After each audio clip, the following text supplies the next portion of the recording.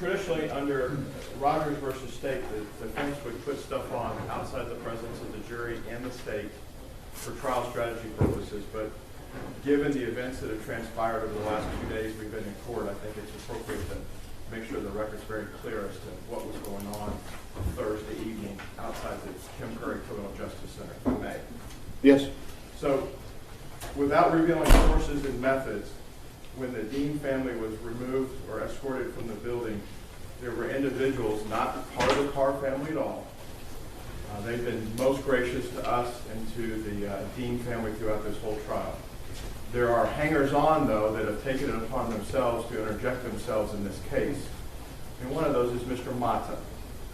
Mr. Mata and several other individuals, some dressed in full military fatigues, some dressed in full face coverings or baklava's to hide their identity, decided to speak in words that probably should be spoken in open court and cause the Dean family to be in fear to the level I say rises to Texas Penal Code 2207 of terroristic threats. Without revealing which law enforcement agencies were in plain clothes, law enforcement officials that are Texas peace officers were in close contact with the family and observed the 2207 violations. And at the time, they did not know who Mr. Mata was. As we came into Thursday evening, at the same time that's going on, simultaneously a series of death threats were being issued to the defense team as a whole via communication systems, which isn't the first time we've received death threats, but these were more specific and carried the same tone and nature that was going on the streets outside the Justice Center at the time.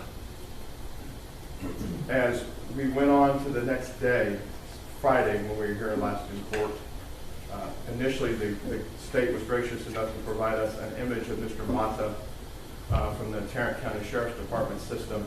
Mr. Mata has a series of pending cases. He's also a convicted felon.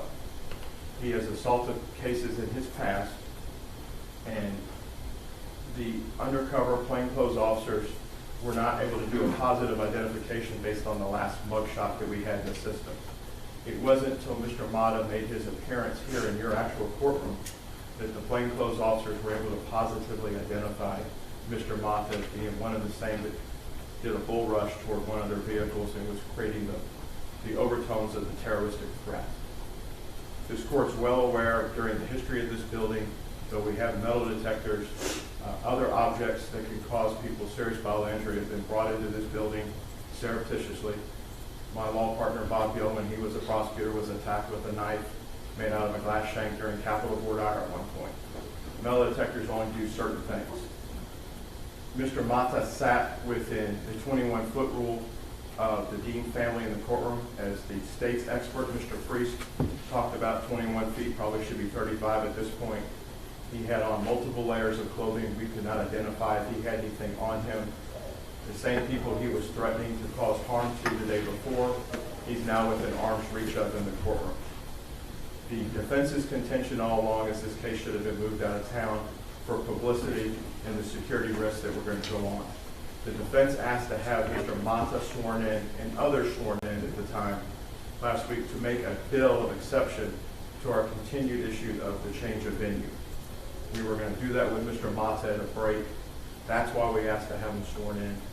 Mr. Mata refused to take the oath, and everybody else got to see what happens when you choose not to take the oath at that point, and they're disrespectful to a court that's in session.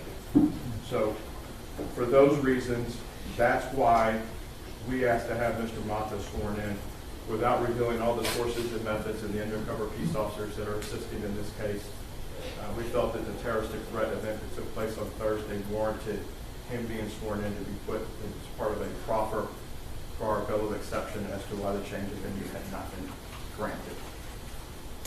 The court had received information from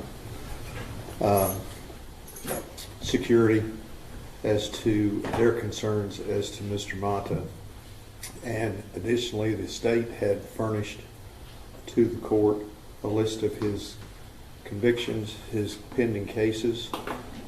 There are multiple convictions for assault. There are 4 pending cases for interference with public duties. And when I saw him come into the courtroom and sit within the immediate reach of the Dean family, it caused me some concern. But that is over. My goal is to do a fair trial and to make everybody feel safe in this courtroom. And if I could add, Judge, without revealing our sources and methods, Mr. Mata is quoted in the hallway, "I shouldn't be here today. I know I'm going to be arrested." And that was on Friday, indicating, I guess, events previous, which I can only think would be the terroristic threat crime that he committed, not only in the presence of those plainclothes, uniformed sheriff's department, and Tarrant County Criminal District Attorney employees that can witness and know what a violation of the law is when they see it.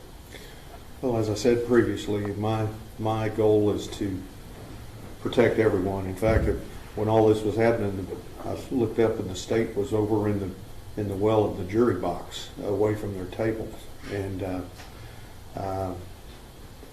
I felt what I needed to do at the time to protect everyone for courtroom security. Mr. Mata's bonds will be reinstated today, and so we can move on.